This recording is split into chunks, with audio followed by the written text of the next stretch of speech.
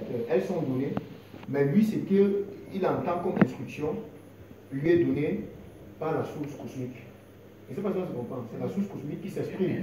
Ce n'est pas parce que peut-être c'est Franck qui parle que le prolongement, mais quand lui l'écoute, il entend à partir de sa source cosmique.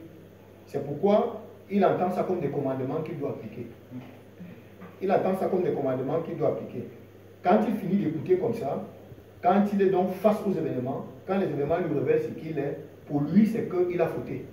Et c'est pourquoi il se retrouve dans la culpabilité. C'est pourquoi il se retrouve dans la culpabilité. C'est pourquoi vous entendez souvent des personnes s'enfermer dans la chambre, pleurer, oh Seigneur, pitié de moi, j'ai encore fait ceci, j'ai encore fait cela.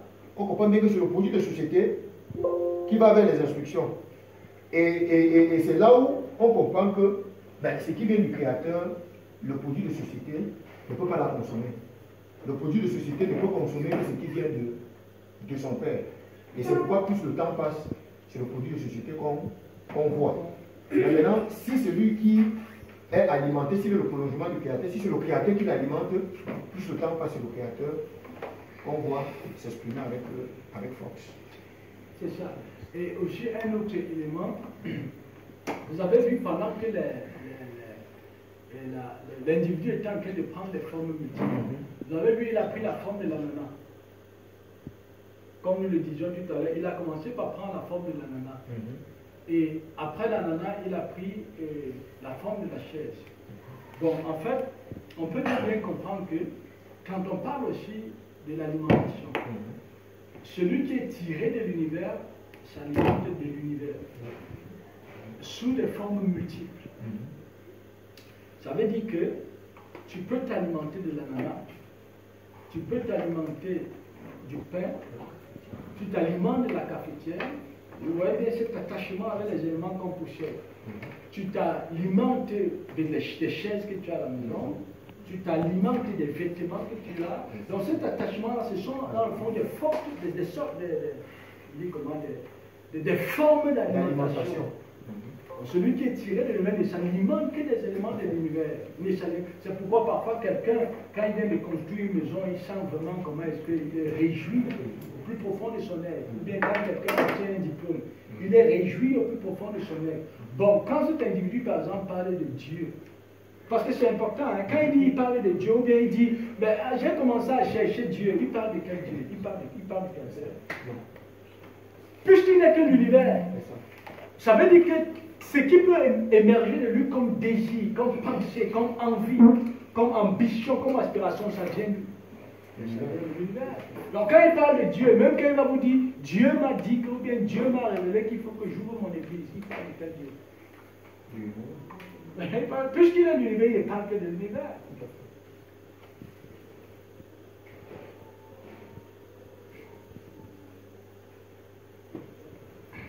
Donc, comme on l'a dit au départ, c'est un moment de partage.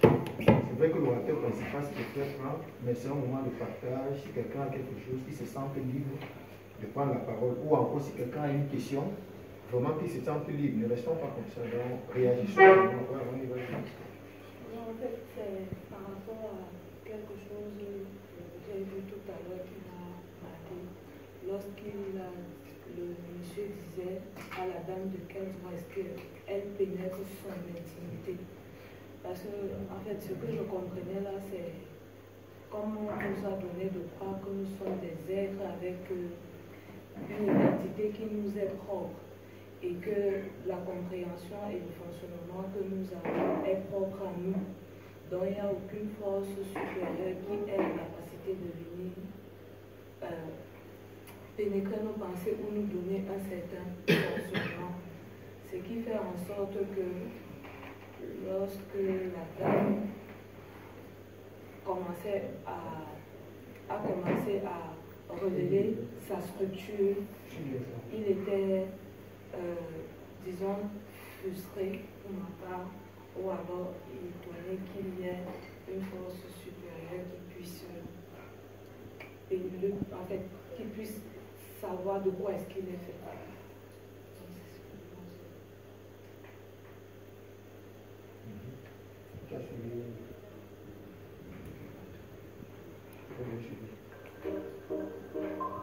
Dans tous les cas, par rapport à ce que tu dis là, on comprend bien que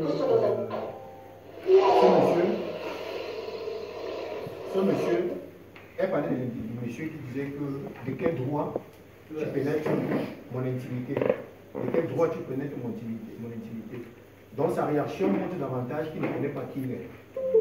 Et l'univers dans lequel il est. Et qu'il ne connaît même pas la personne qui est en train de parler, de s'exprimer.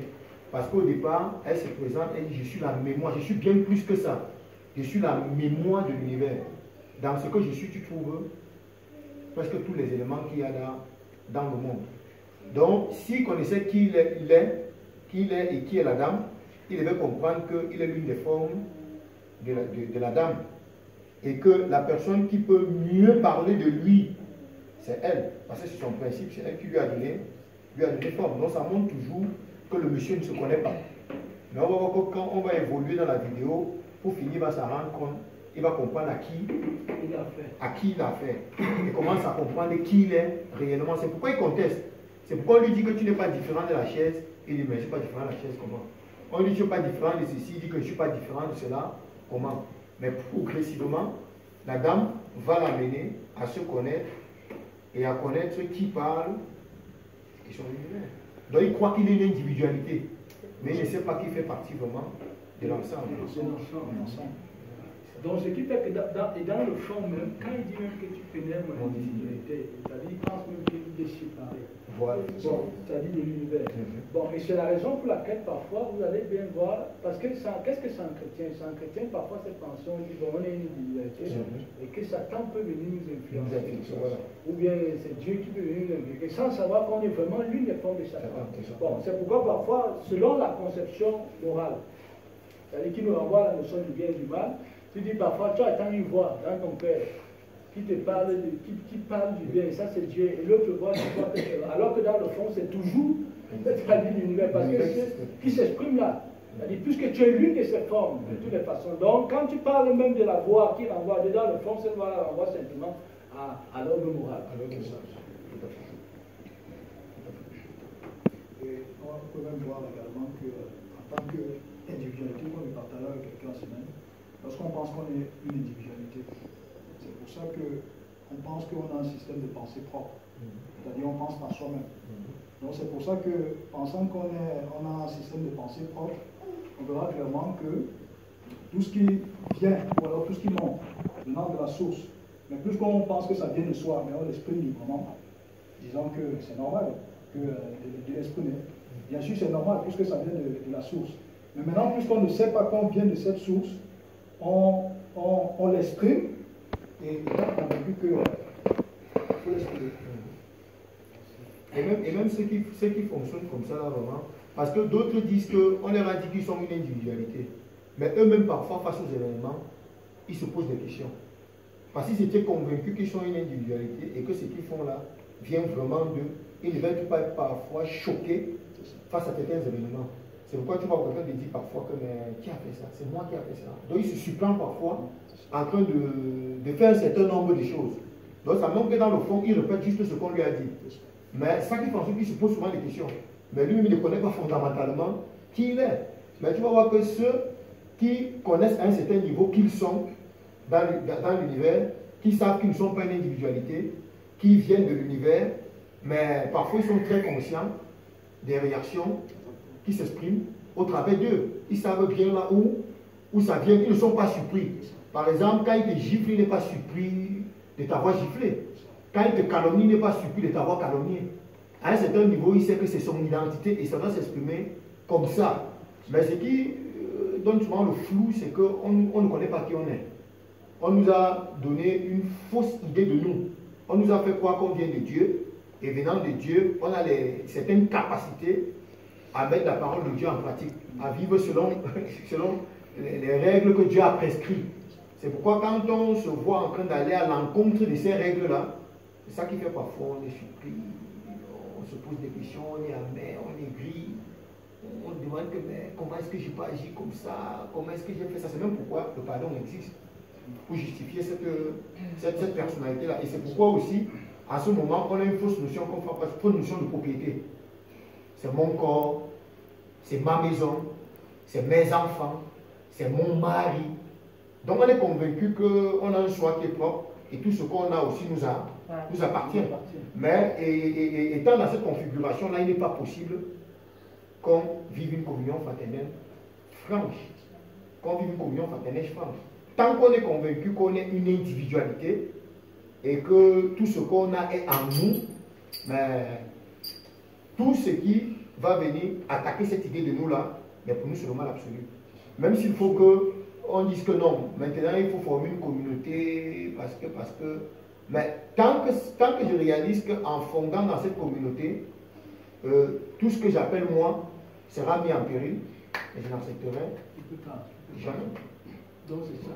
Et voyez donc, quand il prend ses formes, bon, si nous disons donc que nous sommes les hommes, étant tirés de l'univers, même la chair est assez longue, parce que c'est lui qui va se transformer dans cette chair-là.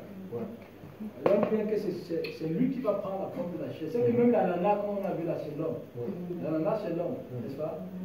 C'est que même le caterpillar qu'on a vu, c'est l'homme. Bon, si donc tu dois demander donc à l'homme de marcher dans les voies du Créateur, il faut donc que même la chair aussi marche dans les voies du Créateur.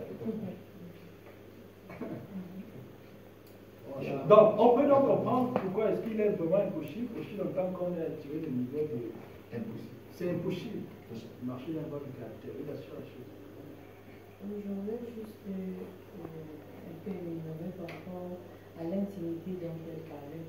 Parce que quand souvent on dit qu'on est seul et qu'on se voit influencer d'une autre énergie, je prends l'exemple du fait qu'on peut être dans une chambre. Peut-être je peux être avec la soeur, on est en train de parler et je te dis que bon, ça reste entre nous, mais à un moment donné, ni elle ni moi n'avions parlé à une tierce personne et puis la nouvelle se répand dehors. Tu vois, il va maintenant avoir un climat d'animosité parce qu'entre nous, maintenant, il y aura comme de la suspicion. Tantôt, on pourra dire que, voilà, même les murs ont les oreilles. Pourtant, communiquant dans une chambre, il y a tous les éléments. Les éléments, peut-être dans la chambre, le lit, l'armoire, qui reflètent d'une même énergie et qui se communiquent sous l'ordre de variation d'une même pensée. À ce moment-là, tu vas penser que l'autre a parlé alors que, étant régi d'une même énergie, on se communique.